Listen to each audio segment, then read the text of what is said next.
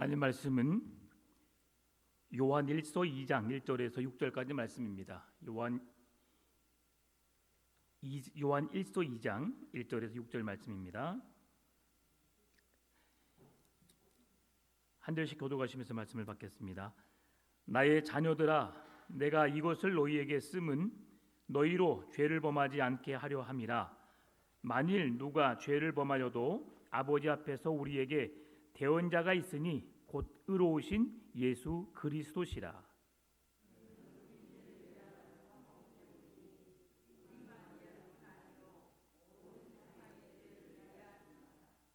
우리가 그의 계명을 지키면 이로써 우리가 그를 아는 줄로 알 것이요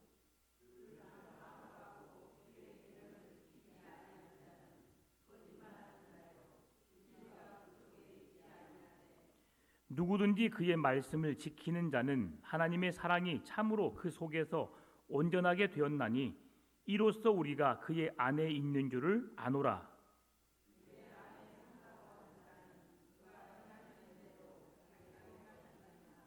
아멘.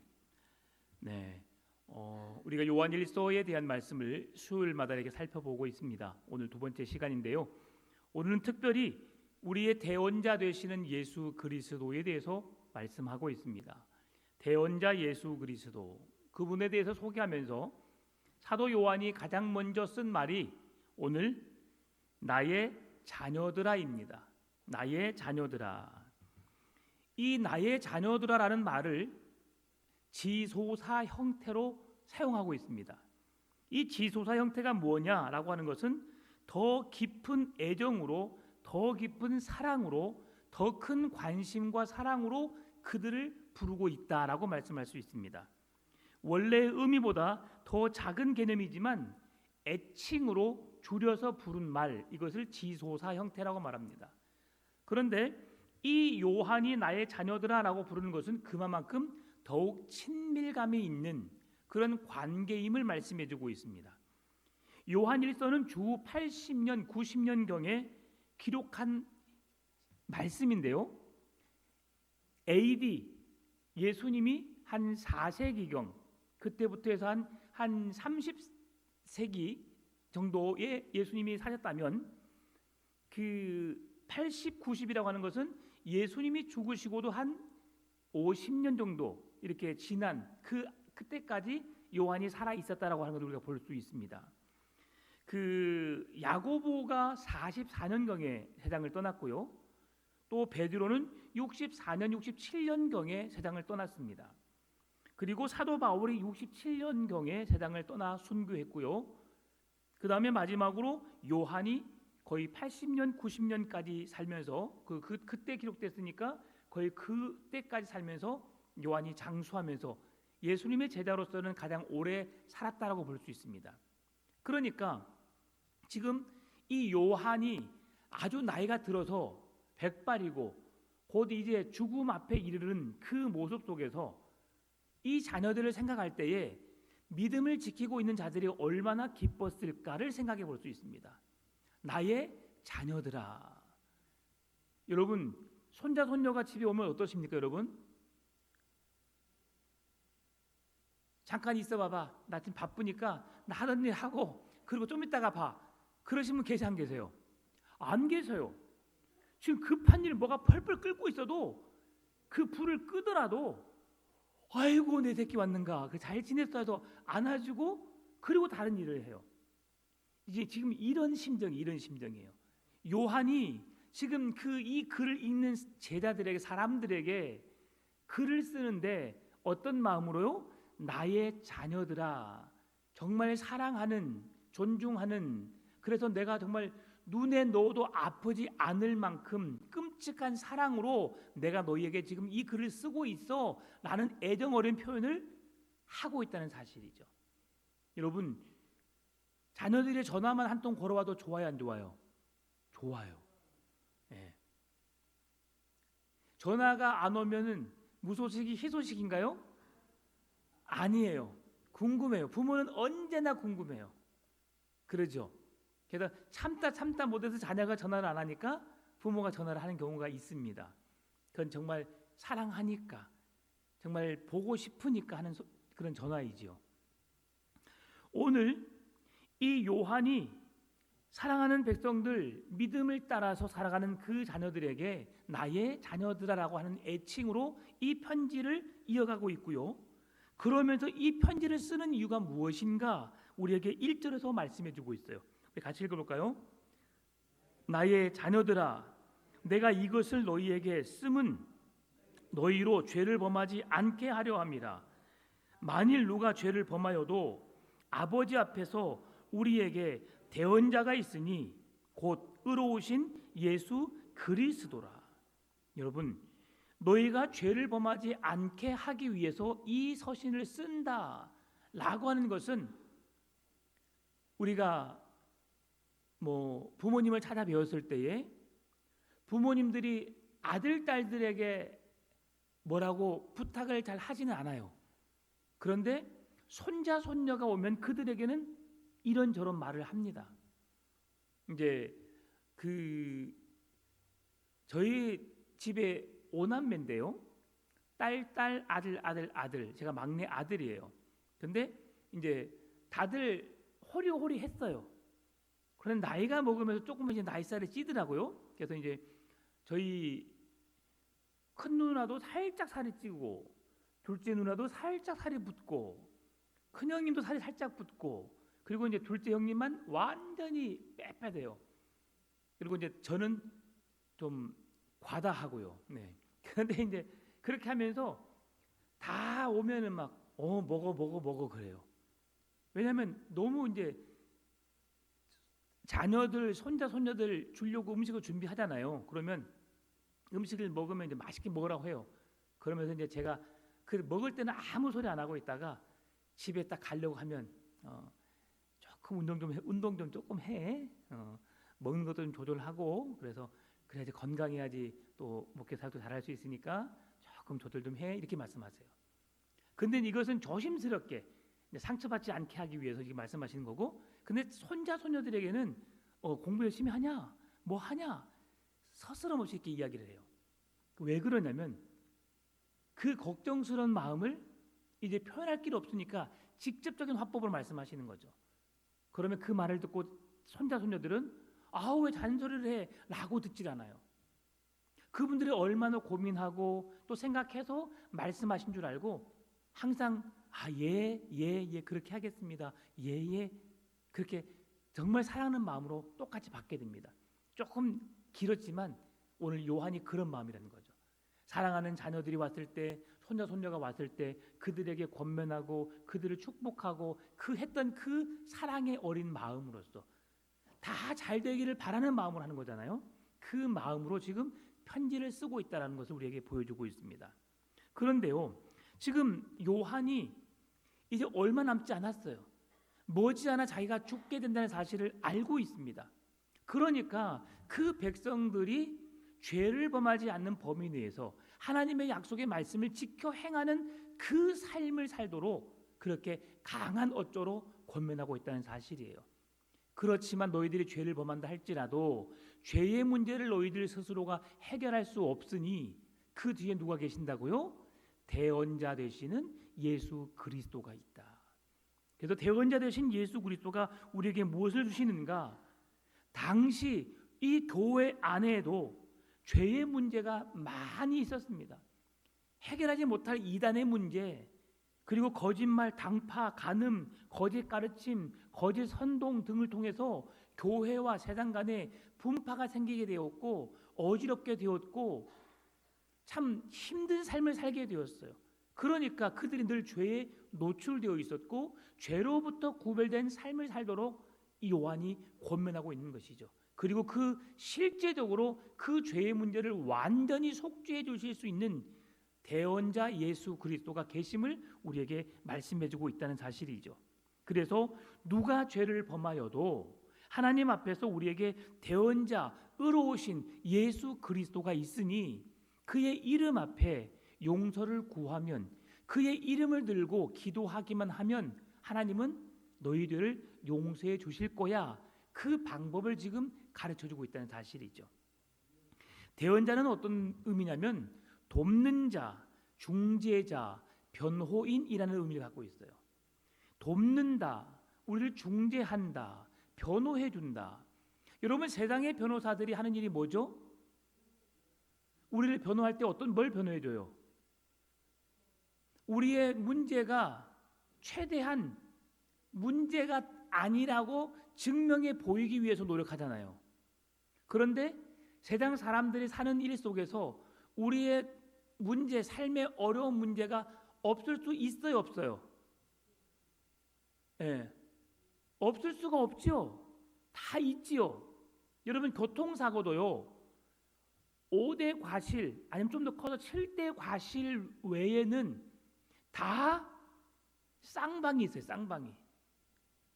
뒤에서 정면 가만히 멈춰 있는데 받지 않는 한, 신호 위반하고 그런 5대 과실을 통해서 사고를 내지 않는 한, 모든 사고는 서로 상호 간에 잘못이 있어요. 그러면 내가 변호사를 써서 내 죄의 형량을 어떻게 해요? 완전히 없애기 위해서 변호사를 사는 거예요? 아니에요. 조금 더 줄이기 위해서. 자, 이게 정확한 거예요. 세상의 변호사는, 세상의 중재자는, 세상의 나의 대변인은 내가 실수를 했지만, 잘못을 했지만 그 죄의 형량을, 잘못에 대한 그것을 최대한 줄여주기 위해서 노력해 주는 자가 변호사예요. 그런데 오늘 예수님, 대언자 되신, 중재자 되신, 변호사 되시는, 우리의 도움이 되시는 예수님은 우리의 죄의 형량을 줄이기 위해서 힘써 주시는 분이 아니라 아예 우리의 죄를 완전히 없게 하시는 분이라는 사실이죠. 그래서 요한이 그걸 말해주고 있는 거예요. 우리가 죄의 문제를 죄로부터 구별되게 좀 거룩하게 하나님의 말씀을 따라 순종하며 살면 좋겠지만, 그렇게 하지 않는다 할지라도 우리에게 대언자 되시는, 중보자 되시는, 우리의 변호사 되시는, 우리들을 도우시는 예수 그리스도께서 우리의 모든 죄를 완전 속죄해 주신다. 지금 이것을 강조하고 있다는 사실이에요. 여러분, 예수님이 여러분의 죄를 흠과 티가 없도록 기억도 하지 않으시고 여러분의 죄를 용서해 주시는 줄 믿으십니까? 이 사실을 믿으시기 바랍니다. 그 능력이 대언자 되시는 예수 그리스도의 이름에 있다는 사실이에요. 예수 그리스도. 잊어서 되겠어요, 안 되겠어요? 안 돼요. 그래서 어르신들, 아무리 치매 환자고 잘 생각을 못 하시는 분들도 예수 그리스도에 대해서 계속 부르라고 해야 돼요. 왜? 그 이름에 능력이 있고, 그 이름에 구원이 있고, 그 이름에 우리의 모든 죄를 용서해 줄 수 있는 권세가 예수 그리스도의 이름에 있기 때문에 그렇습니다. 그래서 그런 우리의 의로운 대언자가 되시는데 오늘 2절이 우리에게 말씀합니다. 그는 우리 죄를 위한 화목 제물이니 우리만 위할 뿐 아니요 온 세상의 죄를 위하심이라. 예수 그리스도를 믿는 자녀들을 위한 것일 뿐 아니라 온 세상의 죄인들을 위한 것이라는 거죠. 여러분, 하나님의 사랑이 예수를 믿는 사람들에게만 제한된 사랑이 아니라 온 인류를 향한 거예요. 모든 세상에 하나님의 구원을 보이셨어요. 그런데 그 능력이 누구에게만 유효한 거예요? 믿는 자에게만.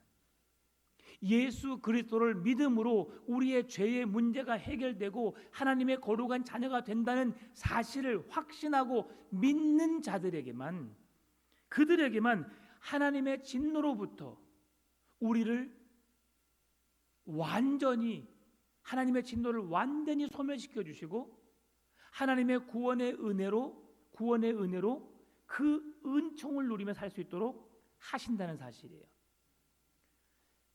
어떤 개념이냐면 또 이렇게 생각하면 좋습니다. 부모가 자식을 예전에는 매를 많이 댔어요. 조금만 잘못했어도 이리 와 해서 매를 댔어요. 그런데 그때 할머니 할아버지가 계시면 어떻게 합니까? 아이고 왜야, 왜 그렇게 매를 대니? 얘 때릴 게 뭐가 있다고, 벌써 뉘우쳤어 잘못했다고 하잖아. 그만해. 그러면 매를 때리는 아버지가 어떻게 해요? 어머니, 아버지, 아닙니다. 더 맞아야 합니다. 더 때리는 사람이 있어 없어요? 없어요. 처음에는 화가 나서 잘못한 걸 보고 매를 대지만 부모님께서 그렇게 하지 말라고 타이르면 이제 그 마음이 조금 더 사그라드는 거죠.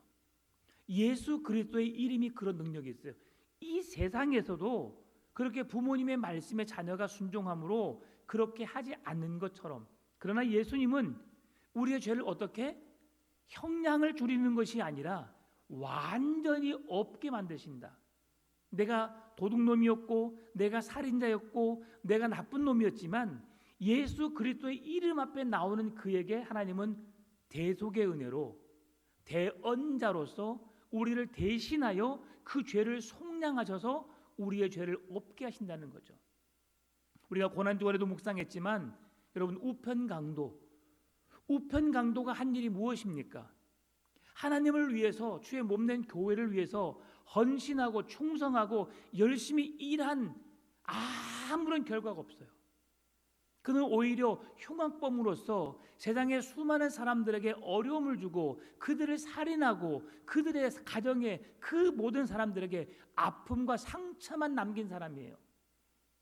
그런데 십자가 위에서 그가 당신이 하나님의 나라에 이를 때에 나 같은 죄인, 나같이 못난 사람, 이 살인자인 나를 좀 기억해 주시면 안 되겠습니까? 라는 그 한마디 고백 속에 당신은 하나님의 아들이시고 나의 죄까지도 혹시 용서할 수 있으시다면 용서해 주시라는 그 간절한 한마디 고백 때문에 예수님 뭐라 말씀하셨어요? 네가 나와 함께 낙원에 하나님의 나라에 있으리라. 왜요?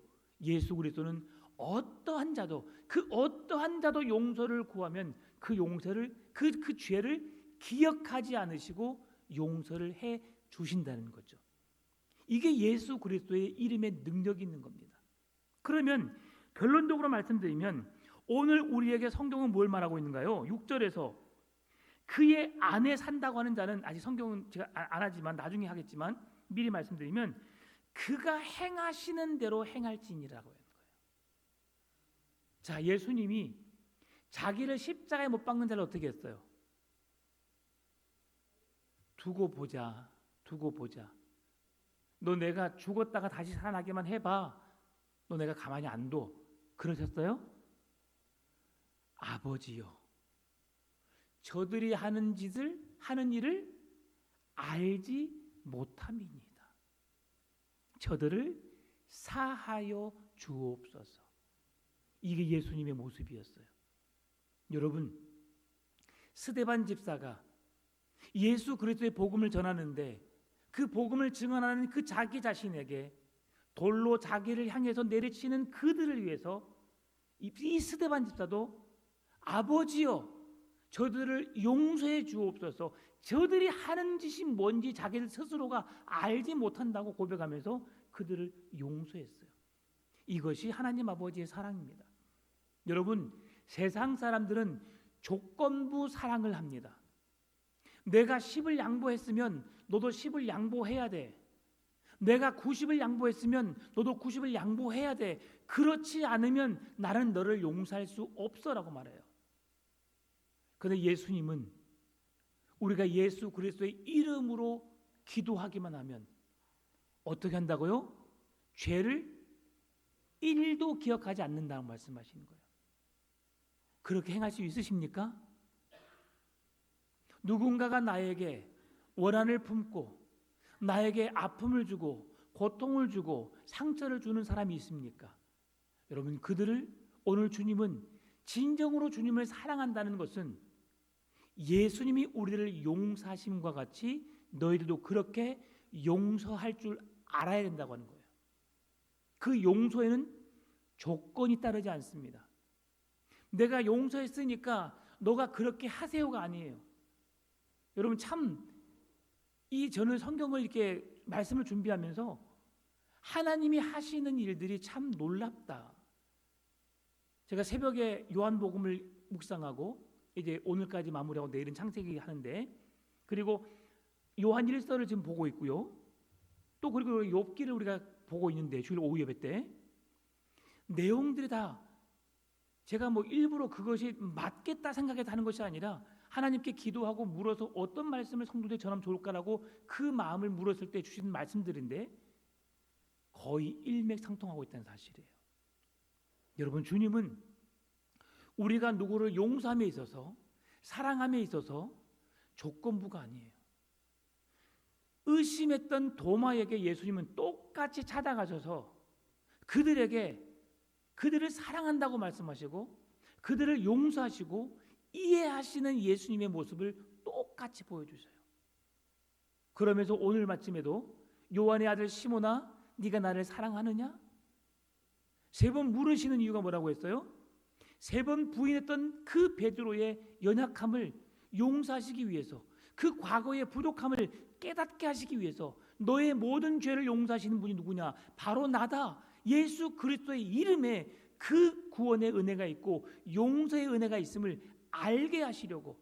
그래서 베드로야 부르지 않고, 반석이신 베드로야 부르지 않고 예전의 이름 시몬아라고 부르면서, 과거에 네가 시몬이었을 때, 예수를 알지 못했을 때 너는 죄인이었고 하나님의 은혜를 모르는 자였고 죄악으로 인해 죽을 수밖에 없는 자였지만 네가 나를 만남으로 구원이 무엇인지 알게 되었고, 그러면서 이제 그 기쁜 소식을 내 양을 먹이라, 내 양을 치라, 내 양을 먹이라면서 목양의 사명을 감당할 것을, 그러면서 결국은 그가 어떻게 죽을 것까지 말씀하시면서 그 사랑을 끝까지 실천할 것을 예수님이 말씀하셨죠. 예수님은 한 번도 우리에게 네가 왜 그랬어라고 묻지 않으셨어요. 베드로에게 네가 왜 그랬어? 라고 묻지 않으셨어요. 한 번도. 이게 주님의 사랑이에요. 그런데 우리는 내가 이렇게 했기 때문에 당신도 무언가를 해야 되지 않겠습니까? 라는 조건부를 걸어요. 이건 주님의 온전한 사랑이 아닙니다. 여러분, 내가 먼저 사랑하시기 바랍니다. 오늘 아침에 말씀 똑같아요 지금. 그래서 베드로가 요한에게 물었잖아요. 예수님께 그러면 요한은 어떻게 되죠? 그러니까 그냥 그에 대해서 궁금해하지 말고 나만 따라라 라고 말씀하시면서 너가 하나님이 주신 사명을, 너에게 주신 은사대로 네가 성실하게 하기만 하면 돼. 다른 사람이 어떻게 하든 그 사람은 그 사람의 몫이 있어. 그러니까 네가 신경 쓰지 말고 그건 내가 할 일이니까 너는 나를 따라서 주님의 복음에 증인된 삶을 살면 돼라고 말씀하시는 거예요.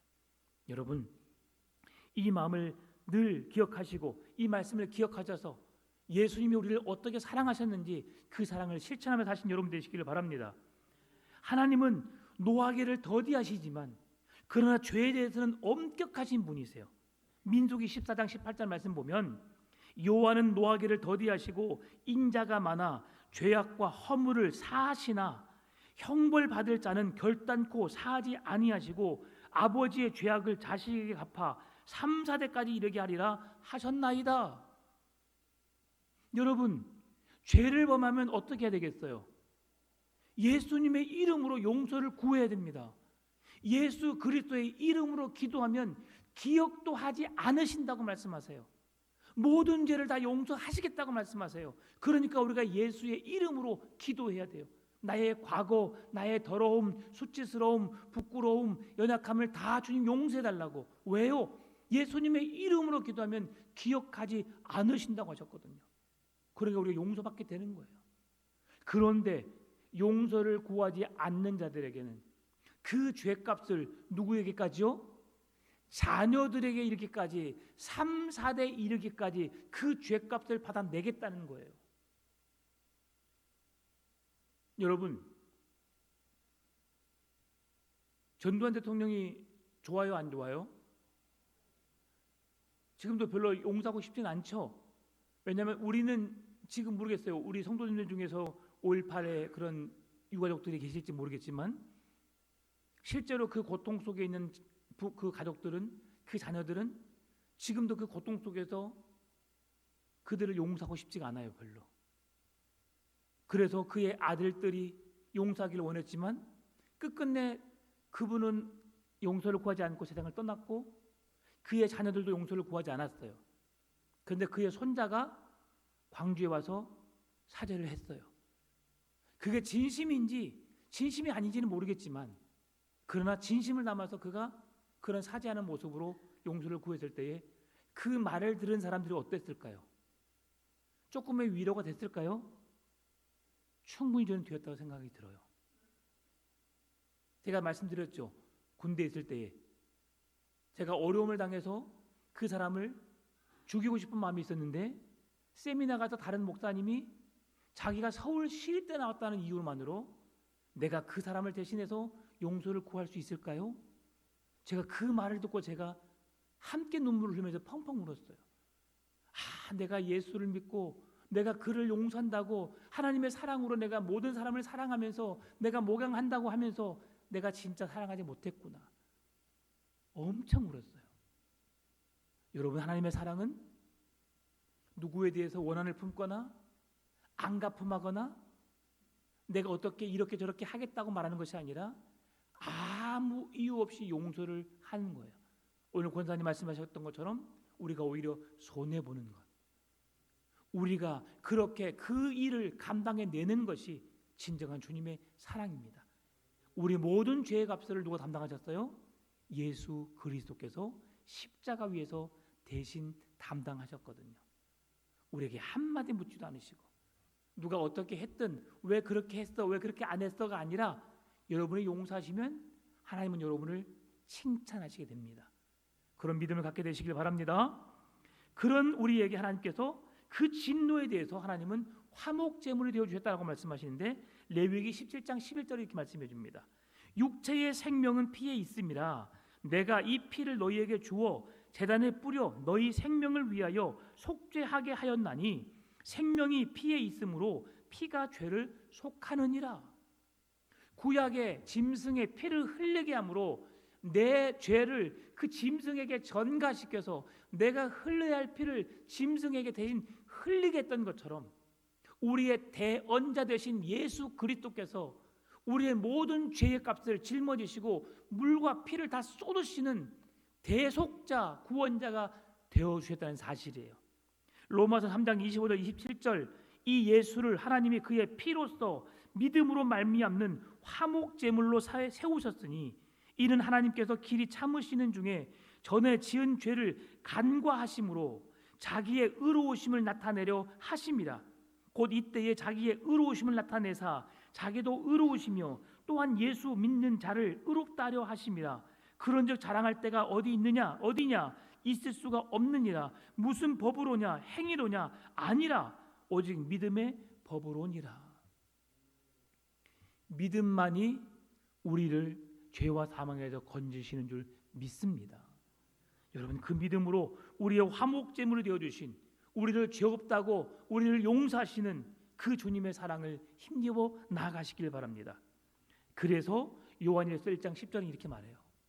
만일 우리가 범죄하지 아니하였다 하면 하나님을 거짓말하는 이로 만드는 것이라. 우리가 죄가 있어요, 없어요? 있어요. 우리는 죄인이에요. 죽어 마땅할 죄인이에요. 반드시 이 형벌을 피할 수가 없어요. 그래서 이 땅에 예수 그리스도, 대언자이신, 우리의 구속자이신, 우리의 변호사이신 예수 그리스도가 이 땅에 오신 거예요. 무엇 때문에? 우리의 죄의 형량을 줄이기 위해서? 아니에요. 완전히 죄가 없게 하기 위해서, 하나님의 진노의 자녀가 의로운 자녀로 우리를 옷 입히시기 위해서 예수 그리스도가 오셨다는 사실이죠. 그래서 요한복음 1장 29절, 이튿날 요한이 예수께서 자기에게 나아오심을 보고 이르시되 보라, 세상 죄를 지고 가는 하나님의 어린 양이로다. 어린 양을 통해서 구약의 죄를 용서하셨던 것처럼, 우리의 모든 죄를 사하시고 그의 생명을 살리셨던 것처럼, 하나님의 어린 양 예수 그리스도, 보라, 세상 죄를 지고 가는 하나님의 어린 양이로다. 믿음으로 반응하지 않는 사람에게는 이 구원이 아무 의미가 없어요. 그래서 우리가 예수 그리스도를 믿는 겁니다. 아멘입니까? 예수 그리스도를 믿는 자들에게 복음의 능력이 나타납니다. 예수 그리스도의 대속죄의 은혜가 우리에게 나의 것이 되도록 예수님이 그렇게 일하셨어요. 요한복음 3장 16절 같이 읽어볼까요? 하나님이 세상을 이처럼 사랑하사 독생자를 주셨으니 이는 그를 믿는 자마다 멸망하지 않고 영생을 얻게 하려 하심이라. 아멘. 이게 성경의 가장 큰 핵심의 말씀이죠. 하나님이 세상을 이처럼 사랑하사 독생자를 주셨으니, 왜 독생자를 주셨어요? 우리의 죄를 속량하기 위해서. 오늘 1절에서 2절에서 말씀해 주고 있는 것처럼 우리의 죄를 기억하지 않게, 죄를 짓지 않게 하기 위해서 우리의 대언자 예수 그리스도께서 이 땅에 오셨다. 그래서 그를 믿는 자는 멸망하지 않고 영원한 생명을 얻게 하려 함이라고 말씀합니다. 예수님의 속죄는 내가 예수 그리스도가 나의 주님 구원자이심을 믿을 때에, 믿는다고 고백할 때에 그 속죄가 나의 속죄가 되는 줄 믿으시기 바랍니다. 여러분, 그래서 오늘 본문의 2절 3절 우리가 그의 계명을 지키면 이로써 우리가 그를 아는 줄로 알 것이요 그를 아노라 하고 그의 계명을 지키지 아니하는 자는 거짓말하는 자요 진리가 그 속에 있지 아니하되. 여러분, 3절에서 안다라는 이 말씀은 체계적이고 관계적인 알을 의미하는 동사입니다. 그래서 하나님을 안다라고 했을 때 관계적인 체험인 동시에 계명을 지키는 것이라고 말하고 있어요. 말씀을 듣는 것이 아니라 머리로 이해하는 것으로 멈추는 것이 아니라 듣고 머리로 이해했으면 삶으로 실천하라는 거예요. 그래서 여러분, 교회 안에서 성도들에게 될 수 있으면 그냥 와서 예배만 드리고 집에 가지 마시고요, 모든 성도들을 한 번씩 손을 잡아주세요. 더 깊게는 가슴이 닿도록, 그 심장이 뛰는 소리를 들을 수 있도록 살포시 딱 안아주고 있으세요. 그러면 그 사랑을 느끼게 돼요. 자기도 모르게 그 사랑이 전달되어지고 그 뜨거운 가슴에 의해서 그 사랑을 다시금 확인하게 돼요. 동성끼리, 이성끼리 하면은